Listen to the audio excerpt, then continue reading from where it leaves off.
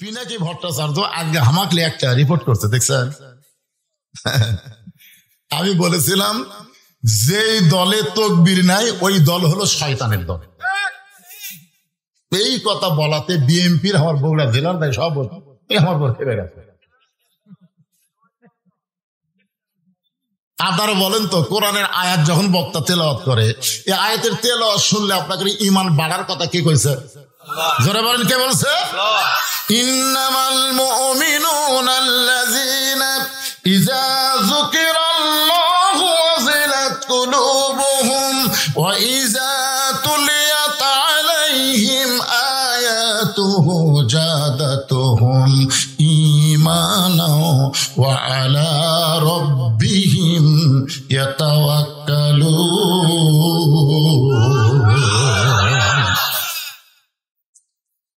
এই জন্য আল্লাহ 1 নম্বরে ঈমান। ঈমান যদি না থাকে তুমি যত ভালো আমল করো, এই আমল আল্লাহর দরবারে কবুল হবে না। নবীর চাচা আবু তালেব একজন ভালো মানুষ ছিলেন। কি ছিলেন?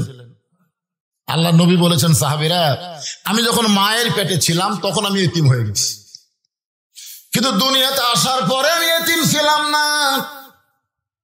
সাহাবীরা বললেন, ইয়া রাসূলুল্লাহ, মায়ের পেটে থাকতে আপনি এতিম হয়ে গেলেন, কিন্তু দুনিয়াতে আসার পরে আপনি এতিম ছিলেন না, এটা কেমন কথা?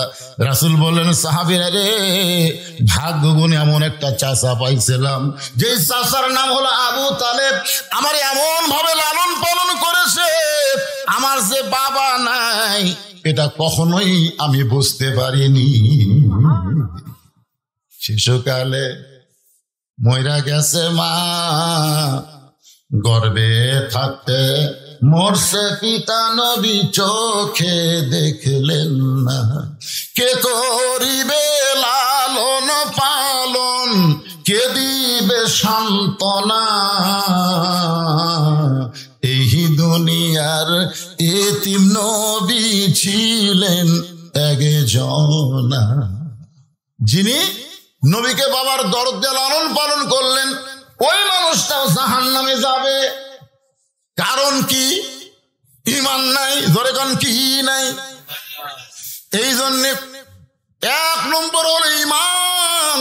সাহাবীরা জিজ্ঞেস করলেন, ইয়া রাসূলুল্লাহ, মা হুয়াল ঈমান? ঈমানটা কি? এত গুরুত্বপূর্ণ বিষয় যেটা আল্লাহ 1 নম্বরে রাখছে। রাসূল বললেন, ইকরার বিল লিসান, তাসদিক বিল জানান, আমল বিল আরকান। এরই নাম হলো ঈমান। জবানে বলতে হবে লা ইলাহা ইল্লাল্লাহ, শুধু জবানে বললে হবে না, কলিজার মধ্যে ঈমানের জায়গা দেওয়া লাগবে। জবানে তো 71 সালে অনেক হিন্দুরাও কলমা পড়ছে, কেবা মুরব্বীরা। আমার এলাকার এক হিন্দু আমাকে একদিন বলতেছে, দাদা, মুসলমানের কলমার দাম আছে। তা আমি বললাম, আপনি হিন্দু হয়ে কলমার দাম কেমনে বুঝলেন? যুদ্ধের সময় বুঝেছি ভাই, এই কলমা হকের মুকুট জারি থাকার কারণে আর্মির গুলির থেকে আমরা বাঁচে গেছি। আমি বললাম, দাদা, খালি মুখে কলেমা জারি রাখার কারণে আর্মির গুলি থেকে যদি বাইসা যান, এই কলেমা কলেজের মধ্যে জায়গা দেন, আল্লাহ জাহান্নামের আগুন থেকে আপনাকে বাঁচিয়ে দিবে। আজ থেকে 15-20 দিন আগে আমার এলাকার যত হিন্দু, বুঝলেন, সমস্ত হিন্দু আমার মাদ্রাসা থাকছে। আমি তো ওয়াজ করে শুইছি, 1100 পাহাড় বউ বলতেছে সব হিন্দু আছে। আমি চিন্তা করলাম, হিন্দুর বিরুদ্ধে কোনো ওয়াজ করছি নাকি? আমি খুব চিন্তা ভাবনা করে নিচে এসে বললাম, দাদারা খবর কি? বলে, হুজুর, আমরা আপনার দল করবো।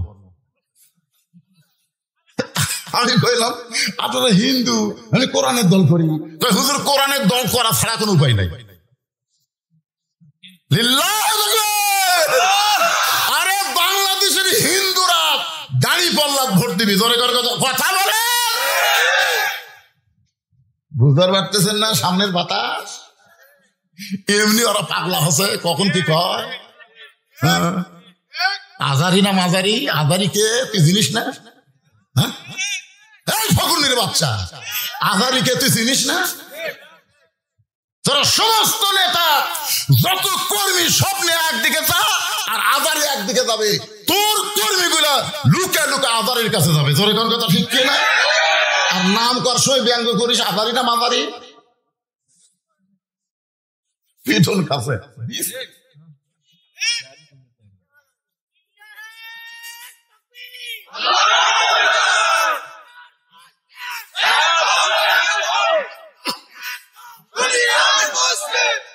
লিল্লাহে তাকবীর। দুনিয়ার মুসলমান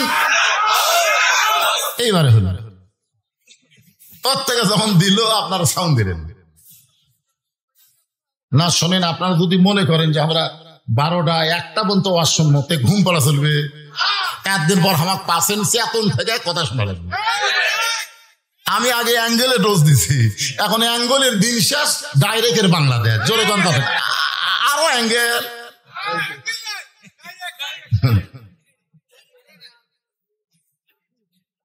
তাহলে একটু মনোযোগ দিয়ে শোনা লাগবে। এখানে 1 নম্বর ইমান, ইমানকে ব্যাখ্যা করা হচ্ছে ইকরার বিল লিসান, জবানে বলতে হবে লা ইলাহা ইল্লাল্লাহ। শুধু জবানে বললে হবে না, তাসদিক বিল জানান, ওই ইমানটা কলিজার মধ্যে জায়গা দেওয়া লাগবে। ইমান যখন কলিজার মধ্যে সেট হয়ে যাবে, ওই ব্যক্তির কাছে জীবনের চাইতে ইমানের গুরুত্ব বেশি হবে।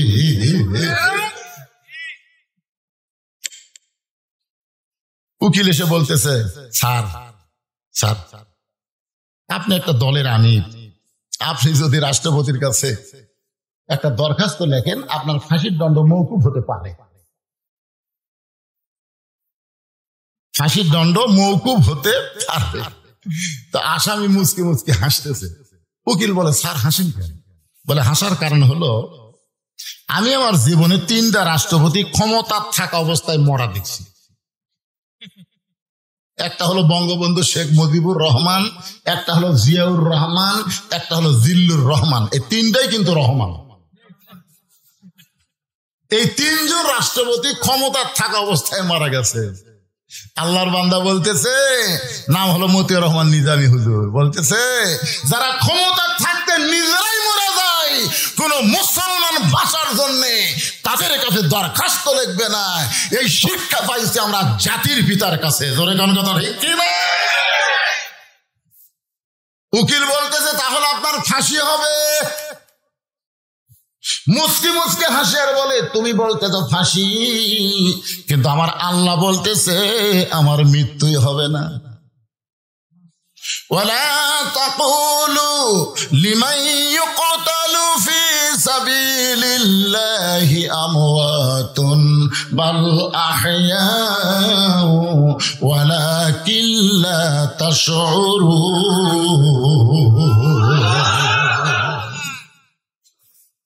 কলিজার মধ্যে যখন ইমান থাকবে, মীর কাসিম আলীর কাছে উকিল বলতেছে, স্যার রাত 12টায় কিন্তু আপনার ফাঁসি হবে। মুসকি মুসকি হাসিয়ার বলে, এখন কয়টা বাজে? বলে 9:30। আলহামদুলিল্লাহ, 2.5 ঘন্টা এখন আছে। উকিল কয়, কে রে, রাত 12টায় ফাঁসি হবি, মাত্র 2.5 ঘন্টা, তাও কে আলহামদুলিল্লাহ। বলতেছে, ভাই আমি একটু ঘুম পাড়ি।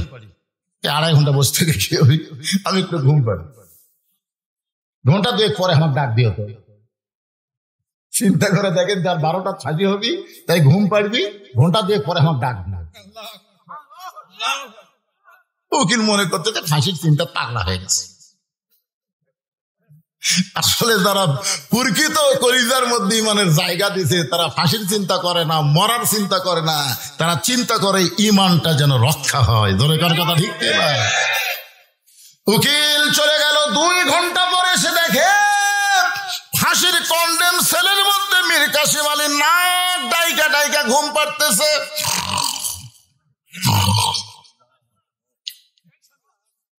উকিল কয়, কে মানুষ করে, আর 8 ঘন্টা পর তার ফাঁসি হবি, আরে আরে ঘুম পাড়তেছে। পায়ের লোক নাড়াইছে, সঙ্গে সঙ্গে চেতন পেয়ে বলে, ভাই ফাঁসির সময় কি হয়েছে? বলে, স্যার এখনো 8 ঘন্টা দেরি। ওযু করে 2 রাকাত নামাজ পড়ে কোরআনের 2টা সূরা তেলাওয়াত করে উকিলকে বলতেছে দেখো তো যে কয়টা পাঞ্জাবি আছে এর মধ্যে কোনটা সবচাইতে ভালো। বলে ভালো পাঞ্জাবি কি করবেন? বলে সেইটা পরে ফাঁসির মঞ্চে যাবার চাই। উকিল বলে আপনি কি শ্বশুর বাড়ি যাবেন? ভালো পাঞ্জাবি গায়ে দিয়ে আতর সুরমা লাগায়া মাথার চুল দাড়ি হাসলানোর পরে বলতেছে দেখো তো আমার কেমন লাগতেছে। উকিল বলে স্যার আপনার ফাঁসি হবে,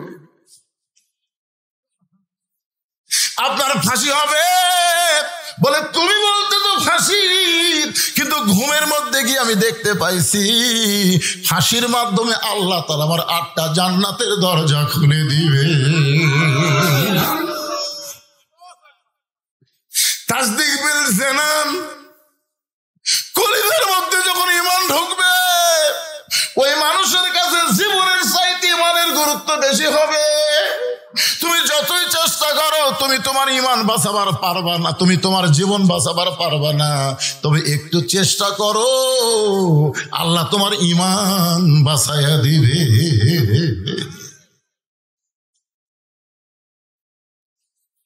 তাসদিক বিল জানানের পরে বলা হচ্ছে আমল বিল আরকান, ঈমান অনুযায়ী আমল করা লাগবে।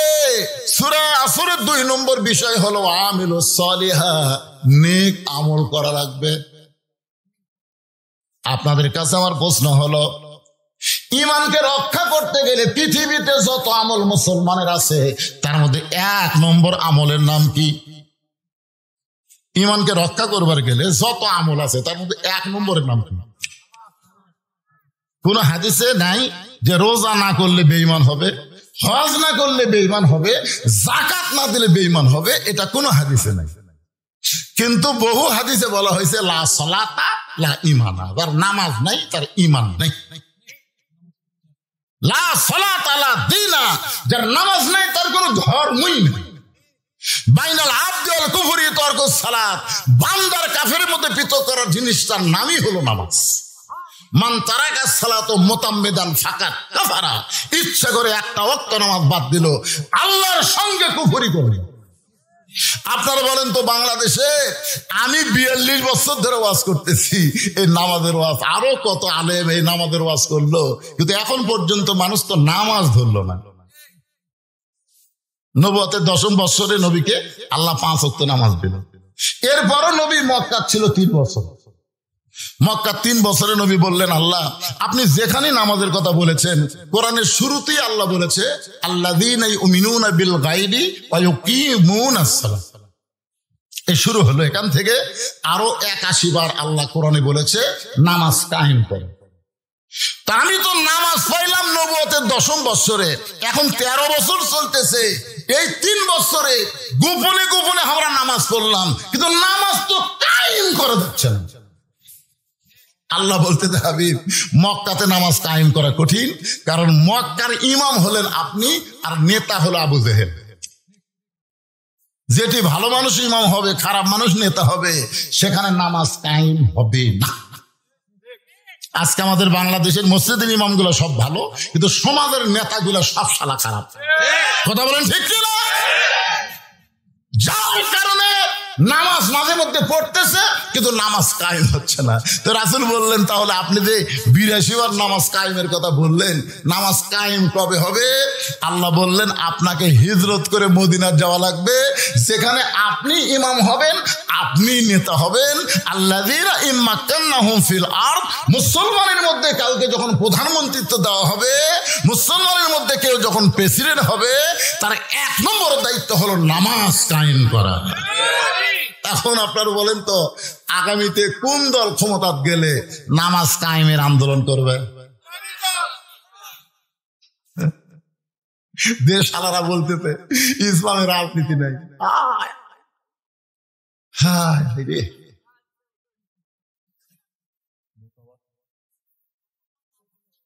আরে কোন খোর খালি বসে থাকেন, এখনকার অ্যাঙ্গেলে মার দেওয়া লাগবে।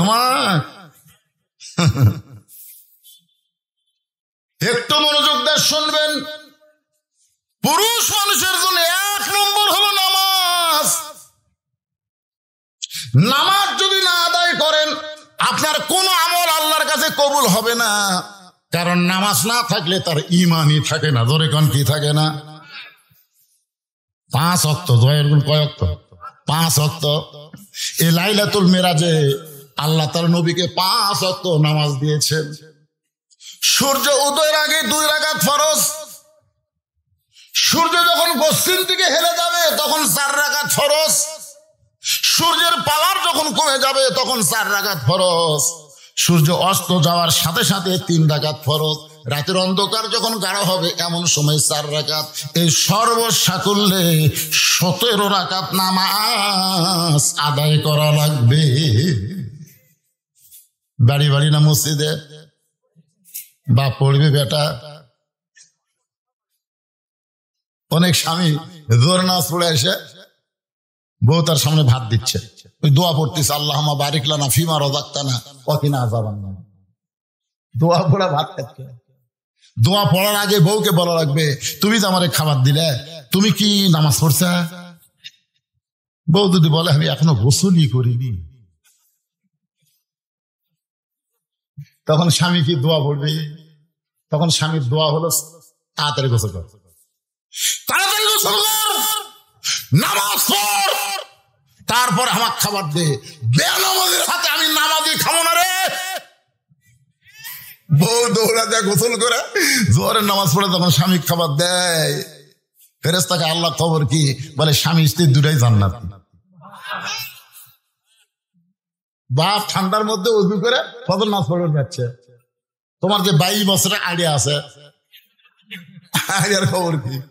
এক মুয়াজ্জিন আমারে কয়, হুজুর কিছুদিন হলে আমি দেখতেছি আমি ফজরে যখন আজান দিই তখন কুত্তাকে দৌড়ে আসে আমার সাথে লোকমা দেয়। আমি আজান দিই, কুত্তাকে করে। তাও কয়, হুজুর দেখেন তো কোনো দোয়া কোরআনে আছে কিনা যে দোয়া বললে আজান দেওয়ার সময় কুত্তা চিল্লাবি না? তখন আমি বললাম, ভাই একটা দোয়া আছে। বলে, সেটা কি দোয়া? সেই দোয়া হলো, তুমি আজান দেওয়ার আগে তোমার বাড়িতে খোঁজ করো তো তোমার ছেলে মেয়েরা কি নামাজ পড়ে। তোর মুয়াজ্জিন কয়, আমার 2টা ছেলে আইডিয়া হয়ে গেছে, এত নামাজ পড়ে না।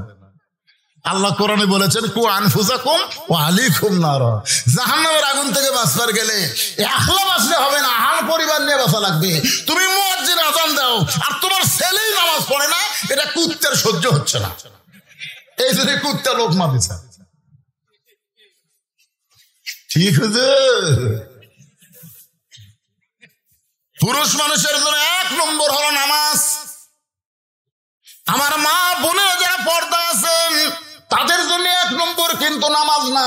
ওয়া আমিলুস সলিহাত থেকে আমি কথা বলছি, সূরা আসরের 2 নম্বর বিষয়। মেয়ে মানুষের জন্য 1 নম্বর হলো পর্দা। জোরে বলেন, মেয়েদের 1 নম্বর নাম কি? আরো জোরে, জোরসে বলুন। ওয়াজ দিয়ে হবে। আমি যতই ওয়াজ করি, আমার ওয়াজে আপনার বউ পর্দা করবে না। আল্লাহ কোরআনে পর্দার আইন করেছেন, অকরানা ফি বুয়ুতিকুন্না ওয়ালা তাবাররাজনা তাবাররুজাল জাহিলিয়াতিল উলা। ঘরের মধ্যে পাতিলে শুটকি মাছ রাখছে। ঘরের মধ্যে পাতিলে কি মাছ?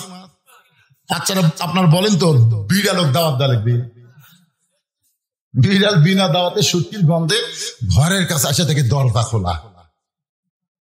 বিড়াল তো বুঝতেছেন, দরজা খোলা পায় খাটের তলে দেখে পাতিলের মধ্যে শুটকি ঢাকনা। আপনার বলেন তো, বিড়াল কি বিসমিল্লাহ করার টাইম পাবে? বিসমিল্লাহ ছাড়াই তখন বিড়াল খাওয়া শুরু করছে। শুটকির মানে খসর খসর শব্দ পাই, কে রে কে খাই রে? আশা দেখে বিড়াল, আমার 200 টাকা কেজি শুটকি বিড়াল খায়। খপ করে বিড়াল ধরছে, এই বিড়াল, পুনরায় যদি শুটকি খাস তো 20টা বেত মারবো। বিড়ালকে 20টা বেতের আইন দিয়ে বিড়ালকে সাইডা দিছে, কিন্তু ঘরের দরজা জানলা আগের মতোই খোলা রাখছে। আপনি যতই ধর্ষণের আইন করেন, আপনি যতই অ্যাসিড মারার আইন করেন, কোন আইন দিয়ে নারী নিরাপত্তা দেওয়া যাবে না।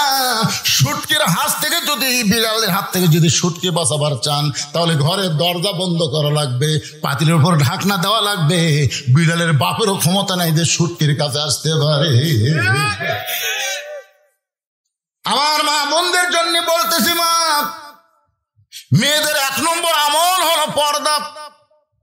এই পর্দাটা কেমন আমল একটু বোঝানোর জন্য আপনাদের বলতেছি।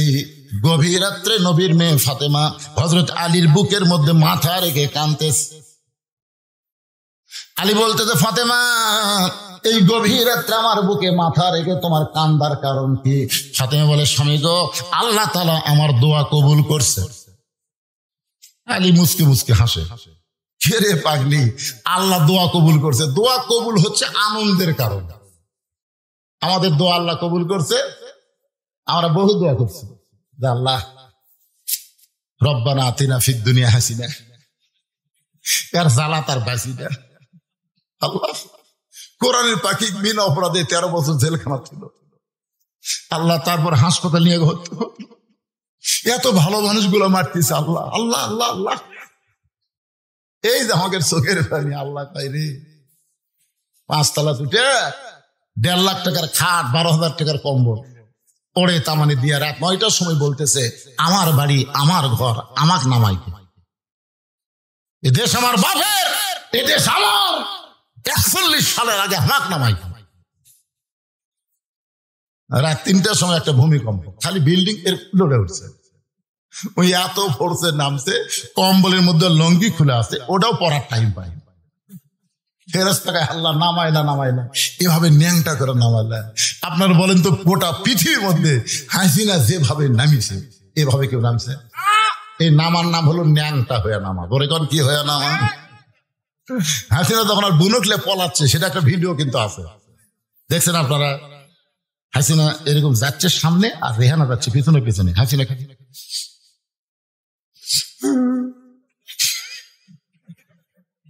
চলতে পথে 2 দিন থামিলাম, যাবার কালে এক সামসারও দেখা না পাইল।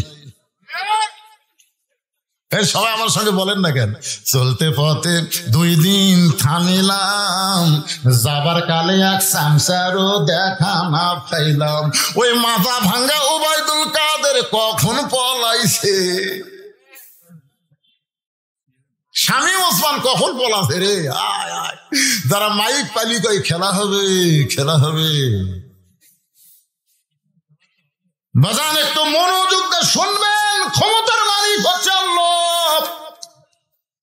আল্লাহ যদি চায়, চোখের পানির দাম আছে না নাই? এ জোরে কান আছে না নাই? আলী বলতেছেন, ফাতেমা আল্লাহ তোমার কি দোয়া কবুল করেছে যে দোয়া কবুলের কারণে তুমি কাঁদতেছ? ফাতেমা বলে, স্বামী গো, আমি আল্লাহর কাছে বলেছি আল্লাহ যেন পর্দার মধ্যে আমার মৃত্যু দেয়। আলী মুসকে মুসকে হাসার কয়, তুমি সারা জীবন পর্দা মেনেই চলেছ, পর্দার মধ্যে তোমার মৃত্যু হবে না তো কার হবে? বাংলাদেশে যারা পর্দা মানে না, তারাই মরার পর যে পর্দা 5 কাপড় দেয়, 5 কাপড় দিয়ে খাটনি আবার চাদর দিয়ে ঢাকা থাকে। ফেরেশতা বলে, আল্লাহ এই মেয়ে মানুষ গোটা কি পাড়ার নাম? এটা বর্ষা পশ্চিম পাড়া। এই মেয়ে মানুষ গোটাল পাড়া ঘুরিছে, পাড়ার সব লোক সবাই চেনে। তো মরার পরে 5 কাপড় দিয়ে খাট নিয়ে আবার চাদর দিয়ে ঢাকছে, কারণ কি? আল্লাহ বলতেছে, ওই দেশের নাম বাংলাদেশ রে, ওই দেশত বাঁচতে বদনা মানে না রে, কিন্তু মরার পরে মানে। আমার মায়েদের জন্য বলতেছে, মা একটু মনোযোগ দিয়ে শোনেন। আলী বলতেছেন, ফাতেমা সারা জীবন তুমি পর্দা করেছো, আল্লাহ তোমাকে পর্দার মধ্যেই মৃত্যু দিবে কবুল করেছে, তাহলে কান্দার কারণ কি? ফাতেমা বলে, স্বামী গো, এই মৃত্যু কবে হবে আপনি কি শুনবেন না? আলী বলে, ফাতেমা মৃত্যুর খবর দুনিয়ার কেউ বলতে পারে না। ফাতেমা বলতে, স্বামী গো, আল্লাহ যদি আমাকে জানায়, যেই বলেছে আল্লাহ যদি আমাকে জানায়। হযরত আলী বলছে, ফাতেমা কি বলবার চাও? ফাতেমা বলতেছে, আজকে গভীর রাত্রে ফাতেমার মৃত্যু হবে। যেই মাত্র কইছে গভীর রাত্রে মৃত্যু হবে, গাছের গোড়া কাটলে গাছটা যেমন পড়ে যায়, হযরত আলী তেমনি পড়ে গেলেন ঘরের মাঝায়। মা ফাতেমা মুচকি মুচকি হাসতেছে, স্বামীর মাথাটা উরাতের উপরে নিয়ে কপালে একটা চুমু দিয়ে বলে, স্বামী গো, এমন করে আপনি কাঁদবেন না, কারণ আসলে যাইতে হবে। এই দুনিয়া থাকার জায়গা নয়, এখানে আসলে যাওয়া লাগবেই। যতই 3 তলা 5 তলা বাড়ি করেন, যাই যত সুন্দর বাড়ি করছে তার মৃত্যুর কষ্ট তত বেশি হবে। আজরাইল ঘুরে ঘুরে দেখাবি, এই দেখ রে তোর ঘর তো ইন্টেরিয়র করছু রে, হায় হায় রে এসি লাগাছো কে রে, হায় হায় কি টাইস রে। এগুলো সব আজরাইল মৃত্যুর আগে দেখানোর পরে তারপরে কবি দেখ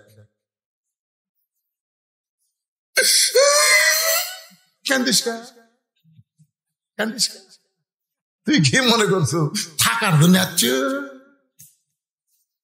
যাবো না ও যে তাকায় দেখ, অন্ধকার, দরজা নাই, জানলা নাই, বিছানা নাই, বালিশ। কান্দিস না যাওয়া লাগবে। কথা বলেন যাওয়া লাগবে না, কথা বলেন যাওয়া লাগবে না। ফাতেমা মুচকি মুচকি হাসে, স্বামীর কপালে চুম্বন দিয়ে বলে, স্বামী গো এমন করে আপনি কাঁদবেন না, কারণ এই দুনিয়া থাকার জায়গা না, আসলে যাইতে হবে। আমি এতদিন বাবার মুখে শুনেছি, আমার বাবা বলেছে পৃথিবীর ভিতরে সবচাইতে শক্তিশালী পুরুষের নাম হলো হযরত আলী। ফাতেমা বলতেছে আমার বাবা বলেছেন পৃথিবীর মধ্যে সবচাইতে জ্ঞানী হচ্ছেন হযরত আলী। পৃথিবীর মধ্যে আপনি সবচাইতে জ্ঞানী, সবচাইতে শক্তিশালী হওয়ার পরে বইয়ের কথা শুনে এভাবে পড়ে গেলেন কেন? আপনাদের কাছে আমি জানতে চাচ্ছি পৃথিবীর মধ্যে সবচাইতে জ্ঞানী ব্যক্তির নাম কি? এক বাক্যে সবাই বলেন নাম কি? আর পৃথিবীর মধ্যে সবচাইতে শক্তিশালী ব্যক্তির নাম কি? আসাদুল্লাহিল গালিব। আনা মাদিনাতুল ইলমি ওয়া আলী বাবুহা। আমি নবী হচ্ছে ইলমের শহর, আলী হচ্ছে তার দরওয়াজা। আপনি এত বড় জ্ঞানী, এত বড় বীর হয়ে বইয়ের কথা শুনে এমন ভাবে পড়ে গেলেন।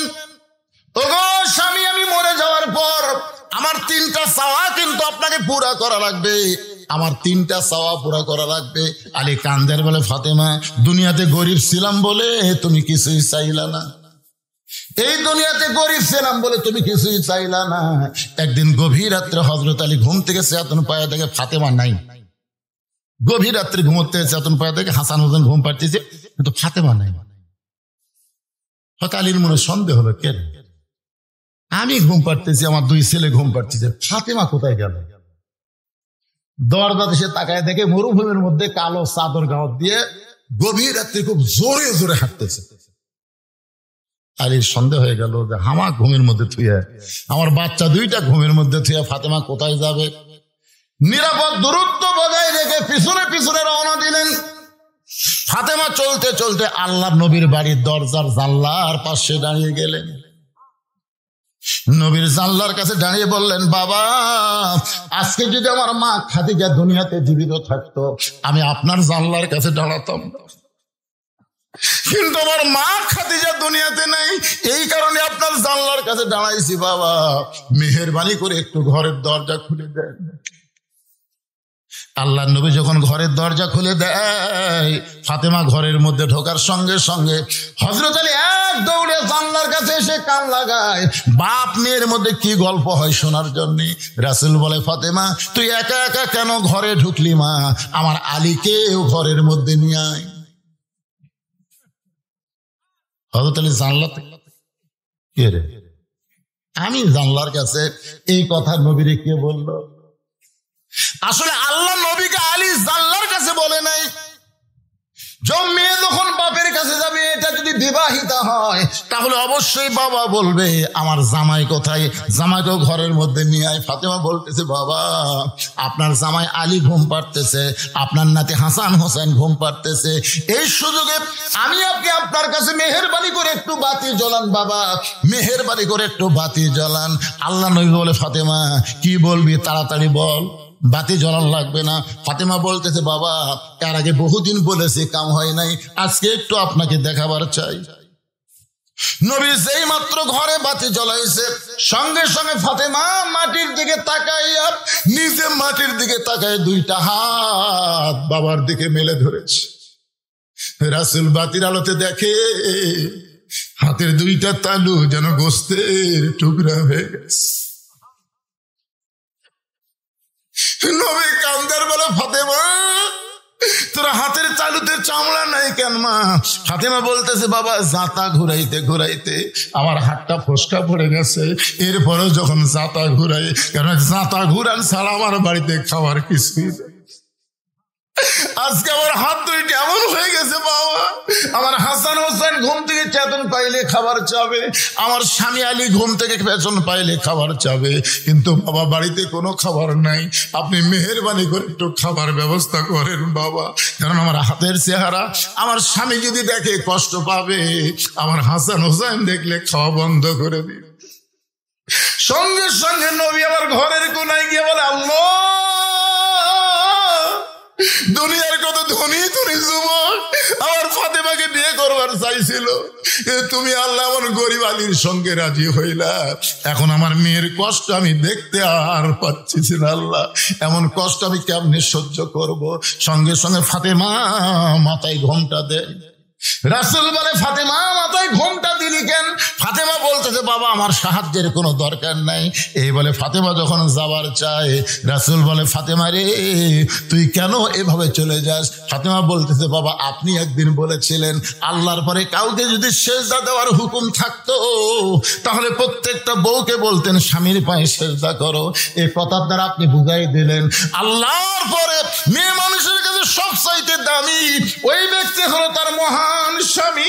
আমার স্বামীর বিরুদ্ধে আপনি আল্লাহর কাছে বলবেন, আমার কোনো সাহায্য লাগবে না বাবা। এই বলে ফাতেমা যখন চলে যায়, রাসূল কান্দের বলে আল্লাহ ওই ফাতেমা কে গো আল্লাহ, আমি তো চিনতে পারলাম না। আল্লাহ বলে নবী গো আপনার ফাতেমা শুধু ফাতেমা নয়, আপনার ফাতেমা হলো সাইয়্যিদাতুন নিসাই আহলিল জান্নাহ ফাতেমা তু জোহরা। আলী কান্দার বলে ফাতেমা দুনিয়ার জীবনে গরিব ছিলাম বলে তুমি কিছুই চাইলা না, আজকে মৃত্যুবরণ করার রাতে তুমি আমার কাছে কি চাইবা ফাতেমা? ফাতেমা বলে স্বামী গো আমার এক নম্বর চাওয়া হলো রাতের অন্ধকারে আমাকে কবর দিবেন। দুনিয়ার কোন মানুষ যেন আমার কবরের খবর না জানে, কারণ আল্লাহর পর্দা করতে করতে আমার এমন অবস্থা হয়ে গেছে আমার কবরটাকে আমি পর্দা করতে চাই। আমার দুই নম্বর চাওয়া হলো আমার কোনো জানাজার ব্যবস্থা করবেন না, আমার কোনো জানাজার ব্যবস্থা করবেন না, কারণ আমি যতটুকু আমল করে বুঝতে পেরেছি দুনিয়ার সব মানুষ যদি বলে ফাতেমা ভালো আর আপনি যদি বলেন আমার ফাতেমা ভালো না, এই দুনিয়ার সব মানুষের ভালো বলাতে ফাতেমার কোনো লাভ হবে না। আর দুনিয়ার সব মানুষ যদি বলে ফাতেমা খারাপ আর আপনি যদি বলেন আমার বউ ফাতেমা ভালো, এক স্বামীর সার্টিফিকেটে ফাতেমার জন্য 8টা জান্নাতের দরজা আল্লাহ খুলে দিল। তাহলে আমি একজন নারী, আমার জানাজার কোনো দরকার নাই, শুধু আপনি নিজে দোয়া করে ওই জান্নাতুল বাকির পূর্ব কোণায় সবুজ রঙের একটা বাতি জ্বলবে, ওই বাতি বরাবর ফাতেমাকে আপনি দাফন করবেন। আমার কবর খুঁড়তে যদি আপনার কষ্ট হয় তাহলে আপনার একান্ত বন্ধু কেউ যদি থাকে দুনিয়ায় তার একটু বলে দিবেন সে যেন গোপনে ফাতেমার কবরটা খনন করে দেয়। হযরত আলী গভীর রাত্রে আবু যর গিফারির জানলার কাছে ছোট বাচ্চার মতন ফোঁপায় ফোঁপায় কাঁদতেছে। আবু যর গিফারি দরজা খুলে বলে আলী ভাই জীবনে বহু যুদ্ধ তোমার সঙ্গে করলাম, কোন যুদ্ধে তোমাকে পরাজিত হয়ে আমি কাঁদতে দেখি নাই, আজকে তোমার জীবনে এমন কি যুদ্ধ শুরু হলো? আলী তুমি কেন আমার জানলার কাছে কাঁদতেছো? আলী বলতেছে আবু যর জান্নাতুল বাকির পূর্ব কোণায় সবুজ রঙের একটা বাতি জ্বলতেছে, ওই বাতি বরাবর একটা কবর কর, একটা পর্দা নিশি আজকে রাত্রে মৃত্যুবরণ করবে, তাকে রাতের বেলায় দাফন করা লাগবে। আবু যর গিফারি বলে আলী ভাই সেই পর্দা নিশি কে গো, তার নাম কি তোমার মুখস্থ নাই? আলী বলতেছে কেমনে বলবো কেমনে বলবো, 6 মাস আগে আল্লাহর নবী দুনিয়া থেকে বিদায় নেওয়ার পর আমার হাসান হোসেন পাগল হয়ে গেছে, যেখানেই সাহাবী পায় সেখানে জিজ্ঞাসা করে আমার নানাকে তোমরা কোথায় লুকায় রাখছো? মাত্র 6 মাস আগে আমার 2টা সন্তান নানা হারাইছে, আজকে গভীর রাত্রে ওদের মা ওদেরকে ফাঁকি দিয়ে বিদায় নিয়ে চলে যাবে। আবু যর গিফারি বলে আলী রে তুমি তোমার হাসান হোসেনকে কেমনে সামাল দিবা? আলী বলতেছে হাসান হোসেনের কথা পরে চিন্তা কর, আগে যা একটা কবর কর। আবু যর গিফারি কোদাল নিয়ে ওই জান্নাতুল বাকির পূর্ব কোনায় গিয়ে দেখে সবুজ রঙের একটা বাতি জ্বলতেছে, যেই বাতির কোনো তার নাই, বাতির কোনো সুইচ নাই, বিনা তারে বিনা সুইচ আমার আল্লাহ তাআলা অটোমেটিক জ্বলায়া দিছে। আবু যর গিফারি বাতির নিচে লক্ষ্য করে দেখে বাতির আলোকার গোলাকার হয়নি, বাতির আলো কবরের মতন চারকোনা। ওই আলোর মধ্যে কোদাল দিয়ে কবর খুঁড়তেছে, খুঁড়তে খুঁড়তে এক সময় বলে, কবর তুই কি জানিস রে কবর, এই গভীর রাত্রে কবর খুঁড়তেছি, তোর মধ্যে কাকে দাফন করা হবে? এ কবর খবরদার বেয়াদবি করবি না। আল্লাহ নবীর মেয়ে হওয়ার পরেও নবী তাকে মায়ের সম্মান দিয়েছে, সেই ফাতেমাকে আজকে রাত্রেবেলা দাফন করা হবে। কোদাল দিয়ে কবর খুঁড়তে খুঁড়তে এক সময় বলে, কবর রে খবরদার বেয়াদবি করিস না, তোর মধ্যে এমন একজন মাকে রাখা হবে যার 2টা সন্তান জান্নাতি যুবকদের সর্দার হবে। এ কবর খবরদার বেয়াদবি করতে পারবি না। কোদাল দিয়ে কবর খুঁড়তে খুঁড়তে আবু যর গিফারি বলে, কবর তোর মধ্যে আজকে এমন একজন বিবিকে রাখা হবে যার স্বামী হলো আসাদুল্লাহিল গালিব, খবরদার কবর বেয়াদবি করিস না। এই বলে আবার যখন কোদাল মারতে চাই, এমন সময় কবরের ভিতর থেকে একটা আওয়াজ আসতেছে। এই আওয়াজ কিন্তু নবীর মেয়ে ফাতেমার জন্য না, এই আওয়াজ হলো আমাদের সকলের জন্য, যারা আমরা কবরে যাব। ধরে কোন ঠিক কিনা? কবরের মধ্য থেকে আওয়াজ আসতেছে, কার মেয়ে, কার মা, কার বিবি এটা কবর দেখবে না। আমল যদি ভালো হয় কবর জান্নাতের বাগান হয়ে যাবে, আর আমল যদি খারাপ হয় কবর জাহান্নামের গর্ত হয়ে যাবে। এদিন আমার সঙ্গে সকলে একটু গুনগুন করে পড়েন, কিন্তু যেদিন ডাক পড়িবে, সবাই বলেন, কিন্তু যেদিন ডাক পড়িবে কবর মাঝে যাইতে, জোগাড় কিছু করছো বন্ধু তার মাঝে বিছাইতে। আপনারা বলেন তো কবে ডাক পড়বে? কথা বলেন ভাই, কবে রে? তো যে মশান নিয়ে চলতেছেন, যে মশান নিয়ে আপনারা হাঁটতেছেন, আর এখনকার ছেলেদেরকে দেখে মনেই হচ্ছে না এরা কোন সময়ের মানুষ। আল্লাহ সময়ের শপথ করেছেন। ছোট্ট একটা বাচ্চা আমার কাছে নিয়ে এসে, হুজুর খালি কান্দে, দোয়া করেন হুজুর। আমি সূরা ফাতিহা 3বার পড়ে ফু দিলাম, কারণ সূরা ফাতিহার একটা নাম হলো সূরাতুশ শিফা। কি দোয়া করলেন হুজুর? ফু দেওয়ার পর আরো কান্না বেড়ে। আমি একটা পানি পড়া দিলাম আয়াতুল কুরসি পড়ে, যদি কোনো নজর টজর থাকে তো পানি পড়া দিলাম, বললাম 3বার খাওয়াও। কয়েকদিন পরে সেটা, হুজুর দোয়া বর্তমান সময়ে দোয়া দরুদের খাওয়া নেই। আমি বললাম, বারে কি হলো রে, দোয়া দরুদ দিয়ে কাম হচ্ছে না। কয়েক মাস পরে বললাম, মা তোমার ছেলের খবর কি? কার কান্দে না হুজুর? কোন দোয়ায় কাম হলো? দোয়াকে লাগবি, ওর বাবাকে মোবাইল কিনে দিয়েছে, যখনই কান্দে চালু করে দেয়। আপনি শুনলে আশ্চর্য হবেন, হুজুর আমার ছেলে মোবাইল ছাড়া ভাত খায় না। কি সময় রে! আল্লাহ এমনি সময় শপথ করছে। এখনকার অধিকাংশ ছেলেরা মোবাইল হাতে পাইছে, কথা কন না কেন? পাই নাই? স্বয়ং জিবরাইল এসেও যদি ওয়াজ করে, ওয়াজ দিয়ে এদেরকে ভালো করা যাবে না। এদেরকে ভালো করতে গেলে অনুনাজ্জিলু মিনাল কোরআনি মা হুয়া শিফাউ ওয়া রাহমাতুল লিল মুমিনিন। আমার সঙ্গে স্লোগান দেওয়া লাগবে। আমি যেই বলবো সব সমস্যার, এর মধ্যে ওর মোটর সাইকেল, এটা কোন জমিদার ঢুকতে পারে? জায়গা হচ্ছে না আমার মোটর সাইকেল। কি স্লোগান দিবেন? গলা খাঁকারে দেন। আমি যেই বলবো সব সমস্যার সমাধান, আপনার বলবেন দিতে পারে আল কোরআন। সব সমস্যার সমাধান আল কোরআনের আলো। মাশাআল্লাহ, দেখা ভালো রে, দেখা ভালো। আমি গতকাল পাবনা ওয়াজ করলাম 2টে, দিনে একটা রাতে একটা। আমি যেই বলছি আল কোরআনের আলোকে ঘরে ঘরে যান না, এটি কাম হয়ে যাবে। কলজা ভরে গেল রে। আমরা মমতাদের মতো গায়িকা, আমরা ফাটা কেষ্টর মতন বাইকা কাঁধে। আমরা কোনো দুর্নীতিবাজ, কোনো মতারু, কোনো গাজারু, কোন চরিত্রহীনকে আর সংসদে পাঠাবার চাই না, আমরা ভালো মানুষকে পাঠাবো। আল্লাহর কোরআন বুকে নিয়ে সংসদে ঢুকবে। দরকার কথা ঠিক না? আল্লামা সাঈদ হুজুর দেখেননি, আদালতে হাজির হচ্ছে, তাও কোরআন শরীফ। কোরআনের পাখি আল্লামা সাঈদী, তুমি মরনি, শহীদ হয়েছ আমরা এটাই জানি। সবাই একটু জবান খুলে দিবেন, যে বলবো আল কোরআনের আলো, আপনার একে সেটা বলবেন সংসদে যাবো। বলতে পারবেন না ভাইজান? আল কোরআনের আলো, কোরআন হাদিস যেখানে, দুনিয়ার মুসলমান লিল্লাহে তাকবীর।